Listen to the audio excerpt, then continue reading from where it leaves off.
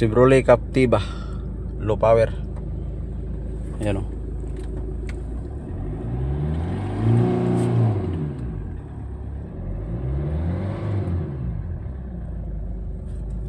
So pag pinatakbo to 40 kph lang, bihira na umabot ng 60.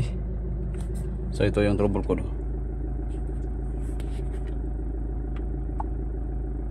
Yan o. Turbo charger boost control solenoid short to ground, saka EGR, intake airflow. Yan, ito yung mga titingnan natin.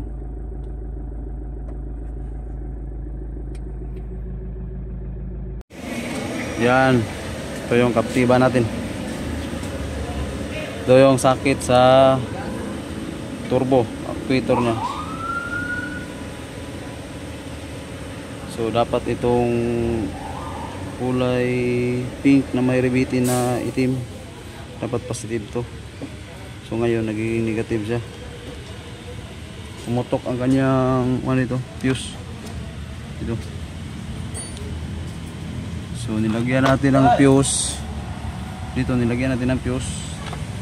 nag-on yung auxiliary,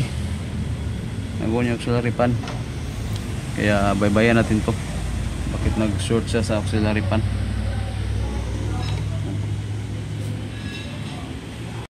Oh, Chevrolet Captiva low power. Start natin. Hard start kasi may siya, camshaft position sensor. Itong naikod nga turbo o EGR, RPM patay. Isa pa patay. Ang nabilin nga trouble code, intake camshaft, steering wheel, ABS, tudas na wagtang ang turbo charger ang trouble code. Test drive na namin. Ito na yung Chevrolet Captiva. Andarin na natin yung low power. Ayan, may hard start pa siya konti kasi may trouble code pa siyang camshaft, pero yung turbo charger at saka EGR na trouble code wala na. So RPM check. Okay, isa pa. Okay, tingnan natin ang natirang trouble code. Ano, intake camshaft, saka sa ABS, wheel speed sensor, steering wheel angle, steering wheel airbag. So yan na lang, wala na yung DTC ng turbo charger saka EGR. So test drive na lang to. Test drive. Ano, waskag pa to dito.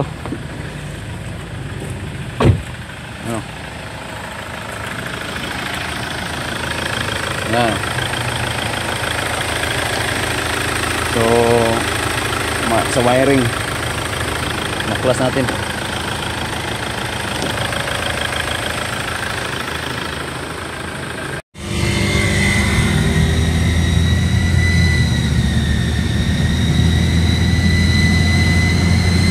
Captiva low power.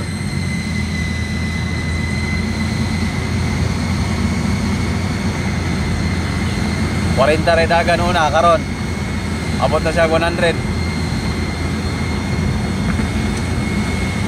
Tudas.